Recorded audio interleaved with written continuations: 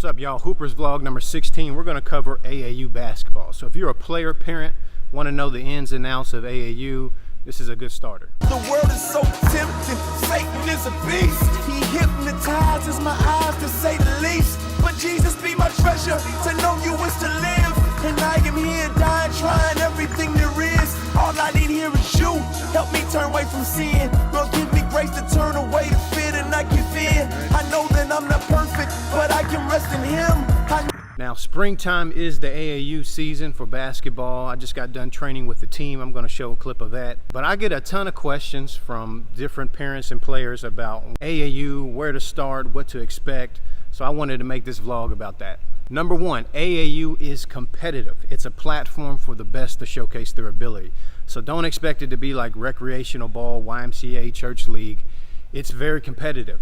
If you're taking that jump up to play, just know one game on a weekend, you might play a team you compete with. Another time you come across a team that's just way more talented and beat you by 50.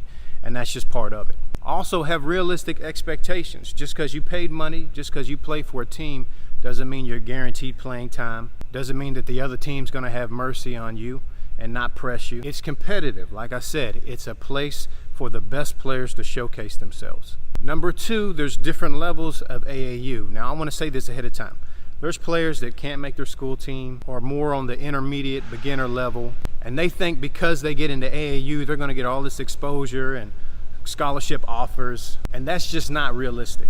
Only about 3% of high school players anyway are going to make it to the college level at any level, from JUCO up to D1, D2. Realistically, the bottom 90%, this is just an opportunity to play.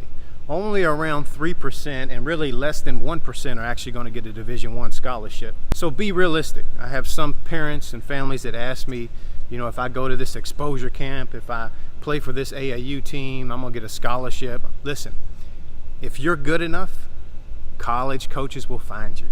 Trust me. If you're D1 level, you're not going to have to convince anybody. They will find you. If you're not, be realistic with yourself, okay? Work on your game.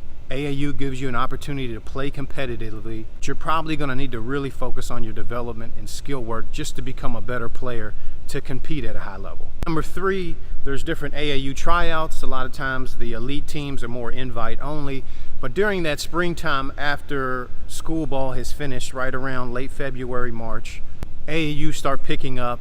And during the spring break period, usually first week of April, is when everything really gets going. You start seeing players travel around the country. There's a lot of local tournaments, as always, on the weekends. But in a nutshell, that's AAU. It's an opportunity to compete at a high level, play more games in the spring, summer, and give yourself an opportunity to develop. I was with a 15 or 16 and under AAU team this past weekend, taking them through a skill session. Their coach was actually a former coach at Auburn University. He asked me to come in, work with the group, so we did specifically working on ball movement, basketball IQ, scoring off of the dribble, scoring in triple threat. Take a look at this last workout. Rip through. Next one, drive kick, pump fake jab step. Keep your pivot foot down. When they kick it, you got a wide open shot. Boom, you take that shot. So the defender does a good job of coming out hard. If the ball hits the paint, first one just going to be a quick pump, one dribble, shot. Okay, and we can go both ways. Jab, one dribble, pull up. Okay, so if Will hits the middle, I'm waiting. I got this shot. Here we go. Shot. Okay, next one is going to be a step through position. So I step, and the defense slides up. Step, pump, step, slow, and rip through. Baseline. Shot. So keep your weight on your pivot foot. Doesn't matter what you do, your weight stays on your pivot, so you got all of this right here. The ref is looking at your foot, so if you drag that toe just a little bit, you know, they'll call it.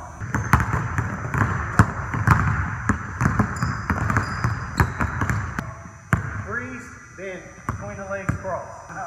Freeze.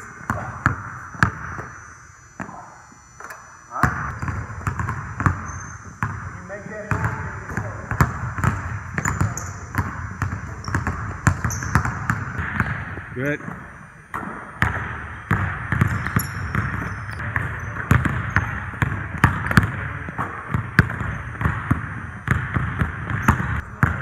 You got it.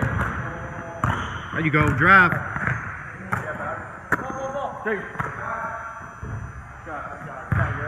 There you go. Nice. AAU, for better or worse, is known as a more free-flowing, up-and-down style game. A lot of AAU teams, honestly, they don't even practice together. They just get elite players together, travel around and play on the weekends. I'm not a huge fan of that, obviously, as a skills trainer. And it's got a bad reputation over the last few years because it's not really developing or teaching the fundamentals as much as it's focusing on playing games. This is my main issue with AAU when I talk about the bottom 90%, but really it encompasses every player.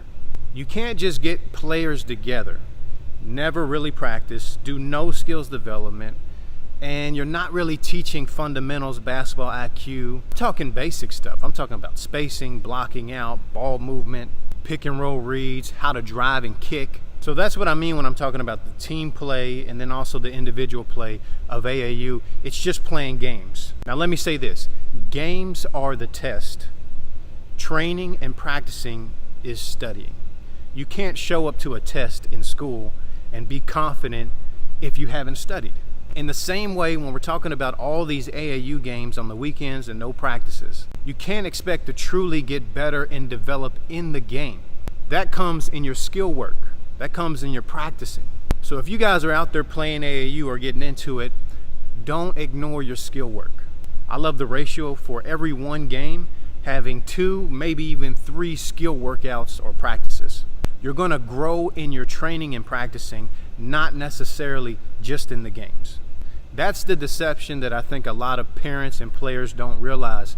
You're not just going to get better because you joined an AAU team. Number one, if you're not good enough, I hear this story all the time, you're just going to show up to these games and you're not going to play. Because the more athletic, more gifted players are just going to play all the minutes, and you're going to sit on the bench, and then when you do have practice, guess what? The coach is focusing on the players that play all the minutes so they get all the reps in practice. And then a lot of these players get frustrated. They come to us, they want to train. I'm really trying to get this across that playing for an AAU team, paying all kinds of money to play AAU, doesn't necessarily make you better. It's a good opportunity to compete against better competition, but what's going to make you better is focusing in on your skill sets, putting in the time and work to become a better player so that when you get in AAU games, you can compete. I feel like I definitely needed to get that across. I hate to see the disappointment on parents and players' faces when they figure this out the hard way. So again, AAU is not the solution of becoming a better player. It's an opportunity to showcase what you can do right now.